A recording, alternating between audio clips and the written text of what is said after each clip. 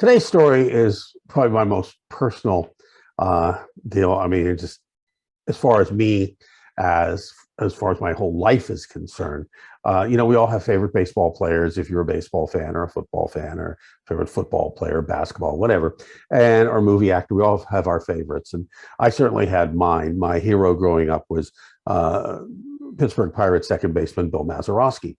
I idolized Mazeroski, and he was just a great guy outside of being the great ball player that he was. And he spent 17 years in the major leagues, set records defensively, and all with Pittsburgh, all with my hometown team. And the big event for him, of course, was he hit the home run that beat the Yankees in Game 7 of the 1960 World Series. And, the question was he going to go to the Hall of Fame? He eventually did get into the Hall of Fame. But the question was, as a defensive player mainly, and, he had average stats as a hitter, would he go to the Hall of Fame? Did he deserve to go to the Hall of Fame? And a lot of people felt no, but a lot of people felt yes, because of the runs he saved, not the runs he drove in, but the runs he saved, being this great second baseman and double play combination with Gene Alley, Dick Groat, Freddie Patek, those guys throughout his career. He was there the whole time, 17 seasons. But on top of that, he was just a great guy. So I had interviewed him twice for UPI and for a magazine, Beckett magazine, which I used to write for on a fairly regular basis. It's a hobby collector magazine. And we got to know each other somewhat. And the article I wrote for Beckett, I sent him a copy. He signed it and said, "Great job, Bob. Love the article." Sent it back to me. And I have that framed in my office. And that's one of the few things that I personally kept and will always keep, and it'll be mine for forever. But anyway, so I made arrangements. He was coming out for one of his few West Coast signings, autograph sessions, and he rarely comes out this way. And so I wanted to make arrangements to meet him and take him out for drinks with my two sons, Bobby and Jamie. And so he was coming out, and it was July 3rd, 1993. And I remember that because it was the day Don Drysdale died. And he was there. They had a panel of Thompson and Branca, who signed. They had Maz. They had Sandy Koufax. And they were supposed to have Roy Campanella, but Campanella died the week before.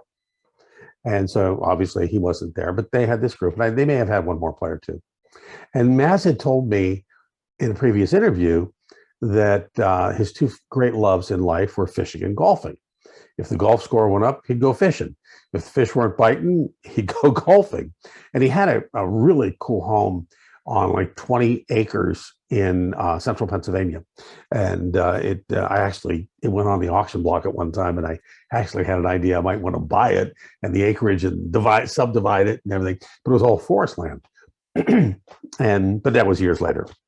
But at this taping, Maz is in his mid 80s and still alive and lives in the Philadelphia area with his son.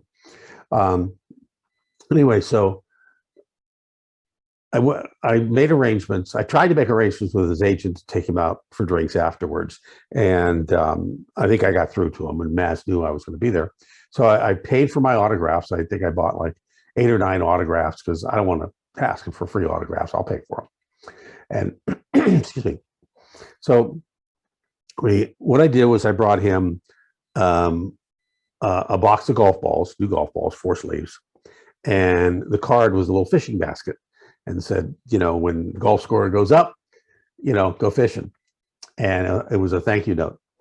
And so I handed it to him, and he just looked at it. He smiled at me and said, "Thanks, Bob. This is great." And he signed the autographs. My 2 sons were there with me, and I told him, I said we'd wait till after he was done, and we'd go out for drinks. And he said, "Okay." And I'd asked him. I said, "I'd really like you to come out to the house for a barbecue afterwards if you can." He goes, "Well, I'm going out with some of the guys. Koufax was there, and Frank and Thompson, the guys he doesn't get to see." And I totally understood. And so we went, did the signing, and then we just kind of walked around for a bit, and we had to wait for him. And they had to sign, I think it was 500 autographs. That was the deal. It was with Field of Dreams, and he had sold like 260 autographs, only that many. So, and Koufax sold out. So Koufax finishes the thing and leaves, but Maz had to stay and sign another couple hundred autographs on different photos and stuff like that for Field of Dreams to sell, because they paid him. Obviously, they paid him, and they paid their airfare and everything. So this is how they got the money back. And so we had to wait for him. He came out and he was doing this, because his hand was tired. And I think we waited about 45 minutes or so. And we walked over to the hotel bar. And I had not known that Drysdale died. Obviously, I didn't have a radio in it, but the guys knew, because these were all guys that three of them played with Drysdale on the team, on the Brooklyn Dodgers, and or two of them did. One played against him. And of course, Maz played in that era and knew Drysdale. And so we're sitting in the bar, and I look up on one of the TVs, and there's a picture of Drysdale. And Maz was telling me how the Drysdale never knocked him down, never knocked him down. And Drysdale was known for brushing people back and knocking them down. But he said he never did. And he said he thought maybe it was because if he ever came sliding into second base, he was in for a big surprise. So we're there, and I'm looked up and I said, well, there's your man. And he says, yeah. But they didn't have the birth and death dates under Drysdale's picture, because basically what it was a Dodger game was on, and that's why they showed the picture. And Don died. He was found dead in a hotel in Montreal. That's where they were playing that morning. So the world knew, I didn't. And I'm kind of glad I didn't, because we would have gotten into that conversation. And this was not about Drysdale and Drysdale's death. This was about me and my sons meeting my hero. And so we talked, and he drinks vodka martinis.